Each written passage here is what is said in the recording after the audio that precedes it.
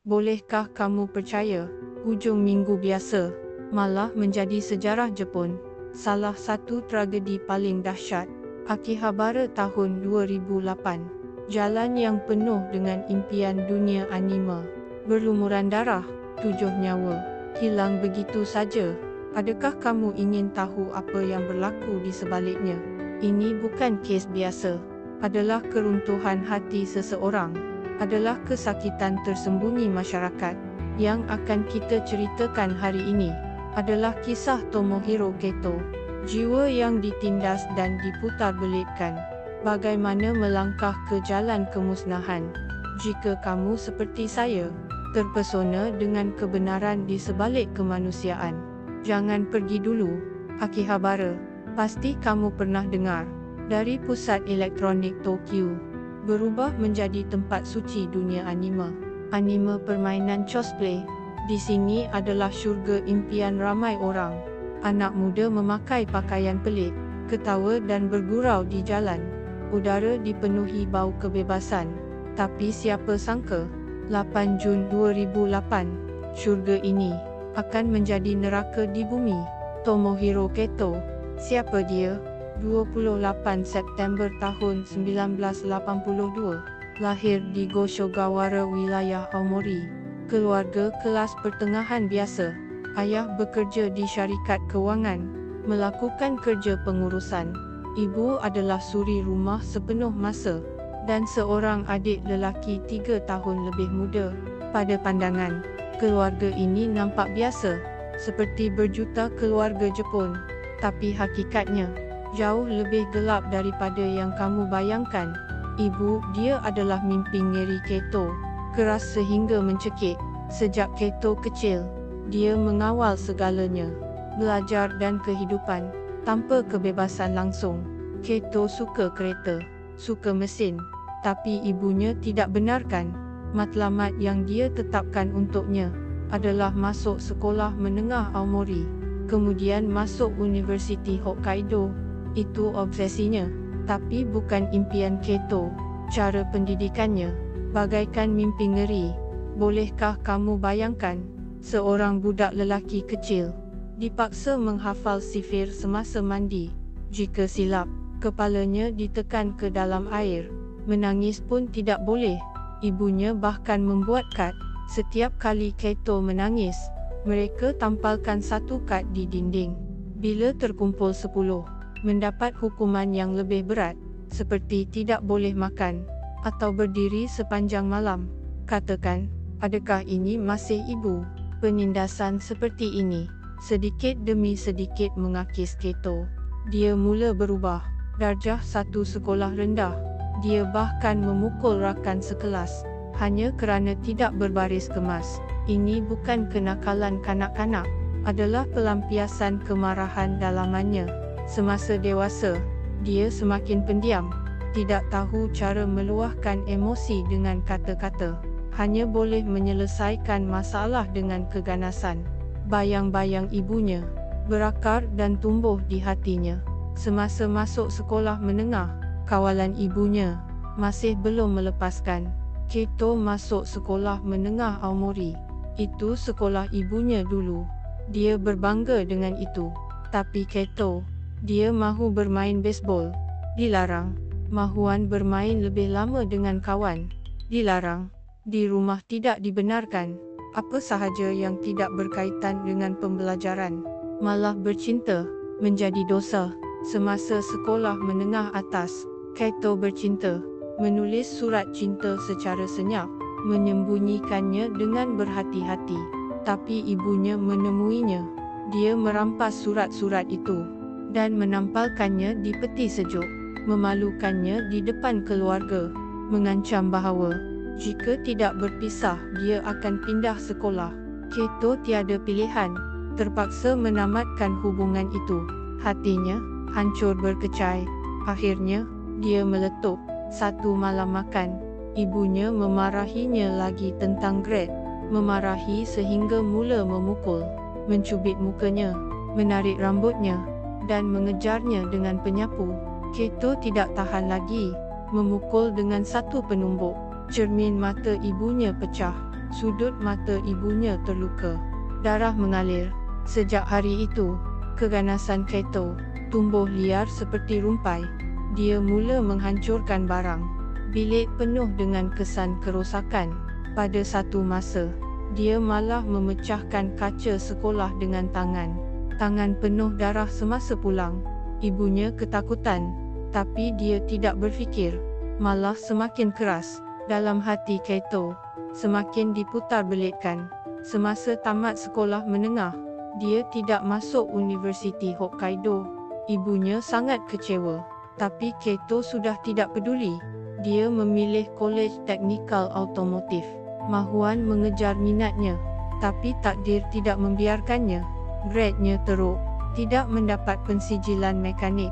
Selepas tamat, dia hanya boleh bekerja sebagai pekerja kontrak, mengembara ke seluruh Jepun tanpa tempat tinggal tetap.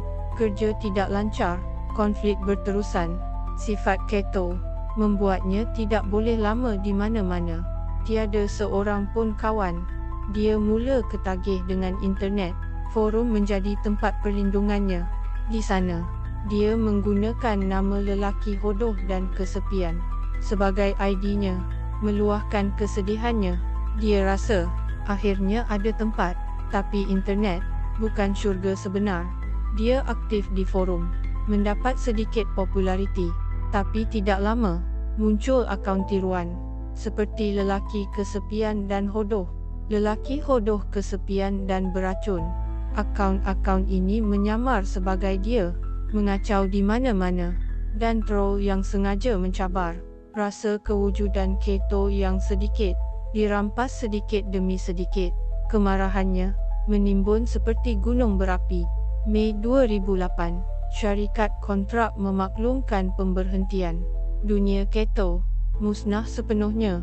5 Jun, dia pergi bekerja, tapi mendapati pakaian seragam kerjanya hilang. Dia yakin ini sengaja dilakukan oleh syarikat. Penghinaan terakhir.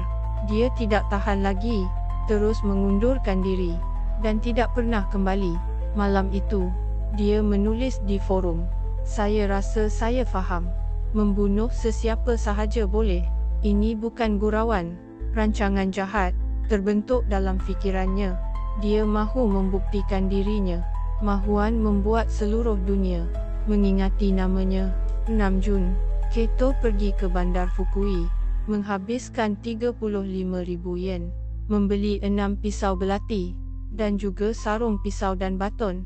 Hari berikutnya, dia menaiki kereta api ke Akihabara, menjual perisian komputernya, mendapatkan sedikit wang, kemudian merayau di jalan, mengenali kawasan dan keadaan jalan. Dia sudah memutuskan, di sini, melakukan sesuatu yang besar.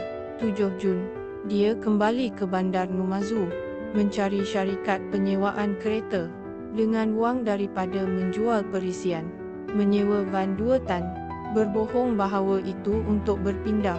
Semua sudah siap. Rancangannya, seperti jaring, semakin ketat. 8 Jun, pagi hari, dia mula menyiarkan di forum, "Saya akan membunuh, melanggar orang dengan kereta. Jika kereta tak boleh, saya guna pisau. Selamat tinggal semua." Kata-kata ini, seperti kiraan detik, setiap beberapa minit, mengemas kini sekali. Sangat mengantuk. Ditangkap adalah yang paling teruk. Masanya tiba. Hujan turun lebat. Emosinya bergolek dalam kata-kata. Hari itu adalah hari Ahad. Akihabara penuh sesak. Syurga pejalan kaki meriah seperti perayaan. Anak muda ketawa. Cosplayer berposing untuk gambar. Artis jalanan memainkan gitar. Tiada siapa yang menyangka kematian sedang menghampiri. Pukul 12.3, lampu merah di persimpangan menyala. Kato memandu van, terus menerobos, dengan kelajuan 40 km sejam, terus menuju ke arah orang ramai. 5 orang dilanggar. Kereta melanggar kedai dengan kuat, baru berhenti. 3 orang cedera parah. 2 orang maut di tempat.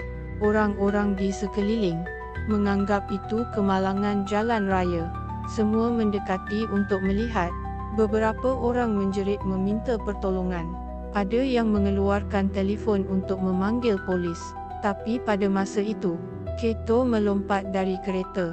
Dia tidak lari, malah mengeluarkan pisau belati, seperti orang gila, menerpa orang ramai. Dia menjerit, mengayunkan pisau, menusuk sesiapa sahaja yang dekat. Jeritan, rintihan, darah bertaburan di tanah. Orang-orang ketakutan berlari-lari. Adegan menjadi huru-hara. Dalam masa 2 minit, dia mencederakan 12 orang. 5 daripada mereka tidak boleh bangun lagi. Seorang pelajar perempuan berusia 21 tahun. Seorang remaja berusia 19 tahun. Seorang warga emas berusia 74 tahun. 7 nyawa hilang begitu saja. Keluarga mereka masih menunggu mereka pulang. Polis segera tiba. Seorang polis peronda berlari ke tempat kejadian. Melihat Kato memegang pisau berdarah, polis mengeluarkan pistol, menjerit amaran, "Letakkan senjata, atau saya tembak." Kato terdiam seketika, kemudian menyerah. Pisau jatuh ke tanah. Dia mengangkat tangan, cuba menenangkan polis. Polis lain tiba, bersama-sama menekan Kato ke tanah, memborgolnya, memasukkannya ke kereta polis. Seluruh proses kurang daripada 10 minit. Tapi Akihabara sudah berubah. 17 orang dihantar ke hospital. 7 orang tidak dapat diselamatkan. Yang termuda 19 tahun, yang tertua 74 tahun, mangsa wanita tunggal, adalah pelajar universiti berusia 21 tahun. Hari itu dia hanya mahu berjalan-jalan. Selepas Kato ditangkap, semasa soal siasat, dia bercakap ringan, "Hidup terlalu membosankan. Datang ke Akihabara untuk membunuh sesiapa pun tidak penting." Dia juga berkata, dirinya sakit mental. Masa kecilnya penuh trauma. Mahuan menggunakan itu untuk mengelak tanggungjawab. Tapi hasil penilaian mental mematahkan dakwaannya. Penilaian menunjukkan Kato sepenuhnya normal, boleh membezakan baik dan buruk, mempunyai tanggungjawab penuh. Kekejamannya bukan penyakit, malah pilihan. Dia memilih kemusnahan, memilih menyakiti orang yang tidak bersalah. Proses perbicaraan sangat panjang. Oktober tahun 2008, penilaian mental selesai. Mei 2011, Mahkamah Daerah Tokyo menjatuhkan hukuman mati pada perbicaraan pertama. September tahun 2012, Mahkamah Tinggi mengekalkan keputusan. Kato tidak terima, terus memohon rayuan. Sehingga tahun 2015, Mahkamah Agung mengesahkan hukuman mati. Keputusan jadi muktamad. Di penjara, Kato menulis 4 buah buku, diterbitkan dengan namanya, merekodkan zaman kanak-kanaknya, kesnya, psikologinya. Ada yang membelinya, ada yang memakinya tidak tahu malu. Dia mahu memutihkan dirinya, tapi siapa yang akan memaafkan seseorang yang meragut 7 nyawa? Keluarganya juga musnah. Ibu bapa dengan adiknya terus berpindah rumah. Mahuan mengelak pendapat awam, tapi wartawan selalu menemui mereka. Adiknya lebih menderita. Dia tidak melakukan kesalahan, tapi hidup di bawah bayang-bayang abangnya. Bercinta ditolak, mencari kerja ditolak. 6 tahun kemudian, dia memilih bunuh diri. Satu keluarga musnah sepenuhnya. Akihabara berubah selama-lamanya. Jalan yang meriah itu diselubungi bayang-bayang.